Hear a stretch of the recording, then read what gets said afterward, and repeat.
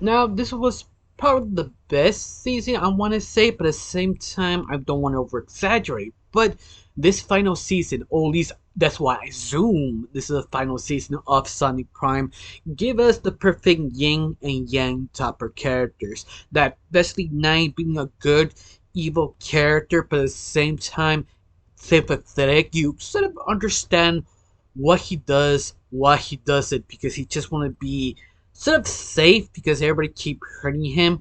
And Sonic is the opposite, that he is the positive, who outgoing, who trusts everyone, but at the same time, that's a double-edged sword.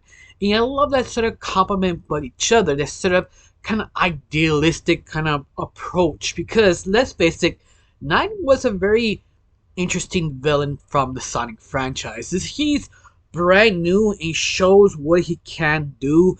The probably could be one of my top 5 villains in Sonic lore, next to Dr. Starline in the IDW comics. That he the only platypus I would sit next to Perry the Platypus. But besides that, Nine's really sold that I want to be left alone. I want to be safe for obvious reasons, but at the same time, you can't live your life all that. Yeah, I like it. They sort of kind of explore because he wants to be safe, but at the same time destroying everything around him because there's no other choice. At least that's how Nine sees it. How Sonic sees it, like we can't do that. If you're not, you kind of self-destruct everybody with you. But I love that sort of conflict. That was sort of very interesting way to do this final season. At least that's what I assume. We don't know we have season 4. But other than that, before I get started, my name is Rachel. I like to talk about animation.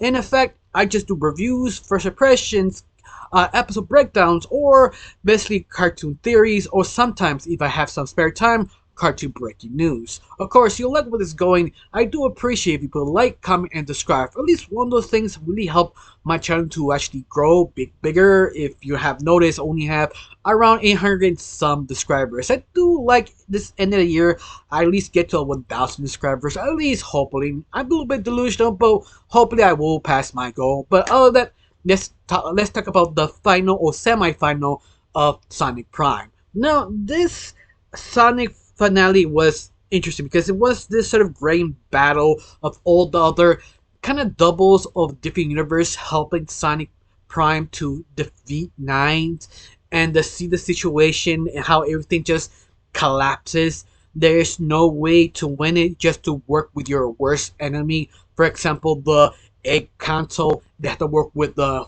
Sonic forces to basically take down Nines. And that sort of was kind of fun to see interact all the other characters together. I mean, this is not the first time. This is sort of the second time that the other characters meet, or especially the doubles. That was sort of interesting how they sort of learn their own thing. Like Captain Knuckles, how he stopped thinking to be the big pirate king to help. I think it was Amy to help her to the fight. He has a choice to get the jewel or save his allies. And he chose to save his allies. Yeah, like they sort of wrapped that kind of story there, like figured out what the characters really wanted in real life. Not just him, the other characters like the 3 Amy's, the robot Amy, the savage Amy, and what's the other Amy? Well, you get the idea. But all 3 Amy's decided to become sisters because they are the same character, but yet they're so different and they like each other that I was sort of surprised they actually did that. It was enjoyable. Also, I kind of like how Sonic kind of learns a little bit more about who he is, what is basically to trust people, not when to trust them, when not to trust them, to basically unite the whole group. I mean, especially you realize that Sonic is the glue of everybody. He's the one who combined, especially he talked to be a leader, talked to what to do, he understand to sort of step down leadership, give it to uh, Rose to take charge, that he feels she has more strategies, experience, and he was sort of the not the roadmap. He was sort of the scout. Like he was the one who had to go in the background. He was sort of upset. You have to do that, but yet it sort of makes sense. Yeah, I love how they sort of playing around with that idea, especially how his new power up with his new shoes do with this world, that he created sort of a road especially for him for Sky. In other words, he basically stepped on Sky, and that is sort of a thing the fans kind of wanted. In fact, there was I remember who was it? They made sort of a art style he walking on clouds. This is probably the next step or close step for that idea. But instead of clouds, he walk on sort of kind of cement road he makes, and he also makes shield, and that was sort of fun to see him play with that idea, to see what he actually can do with that, because usually he's sort of a dodger. He's the hand-to-hand combat. He doesn't have that sort of aerial attack or protective sort of shield. He usually hands open, like he ready to take the hit, and that's sort of an interesting way him to have more interesting fights now. Words that was sort of kind of fun. But also, I did enjoy all the interactions with all the other characters, especially with Sonic, uh, figuring out what's actually going on, understanding Nines to explain it, to feel what he feels, understanding maybe all the things that's actually happening, he was actually wrong also.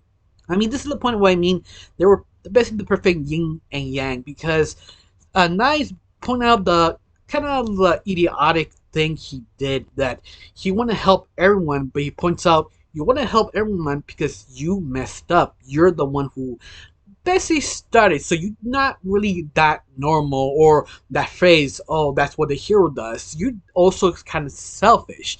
In a way, yes. No, that's what I meant at the very beginning. It's just a perfect yin and a yang, because the good has some questionable methods, but also the bad have good methods of doing things. And that's sort of refreshing for the Sonic franchise, that I do like. They do experimenting, doing different things, especially Nines, because I wasn't sure in the very beginning Nines were delivered the villain or the main lead villain of the series. And you know what?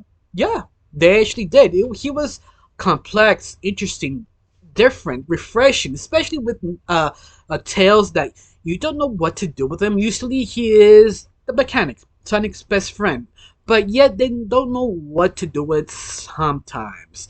That you just wondering why you have him there, just besides have someone talk to Sonic afterwards. But luckily, this version they know what to do with him. In fact, and that's just him. The other cast had the same problem. They just sometimes don't know what to do with them. One of the big example, a Shadow, that he is super OP. They honestly sometimes they don't know what to do with them. That's why sometimes they remove him in the main story or make his own spin-off because fans love him that much. But yet they sometimes they don't know what to do with the character. But yet I did enjoy every single character gets to shine this season finale. At least I'm assuming, because you understand what Betty Shadow was, his sort of confidant, the guy who basically pointed out the obvious, to see realize you have to do something. You can't be all good. You have to do something to change the battlefield, in other words. Yeah, I do enjoy it. I mean, each character has their moments, their creativities, their moment to shine. But I have to complain one specific thing. I think it's basically I didn't need 7 episodes to fully explore everything, because I feel was there a little bit of filler. I feel 6 would be a better pace of the whole season, or this final season. But all that, I think that's the most minor complaint, because all the filler we did have, or at least the good filler, do give it to the side characters to interact, how they receive the other half of their doubles, how they will move this point A to point B. It was interesting. It was fun. I don't think it was that deep, because it feels was sort of expendable, or not expendable. I mean, it sort of took longer to need to do to go to that point. But all that's just because I feel they didn't need 7 episodes, because I feel the pacing was a little off. But all of that, I did enjoy. It was fun. It was interesting. Especially with Nine, that I appreciate, because at the very beginning, I wasn't sure Nine's gonna work. But yeah, he actually did. Nine was a perfect villain for this series. The Egg Council was an interesting, constant fun to explore. The different universe was just fun and interesting.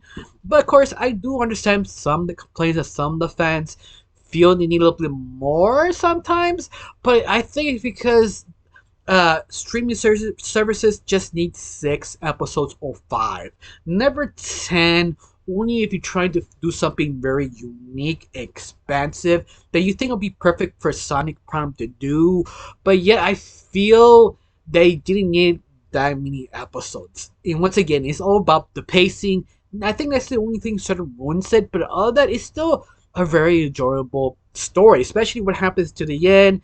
Sonic grows, he knows how to be better, he doesn't rely on himself, he relies on people who help him, he helps back.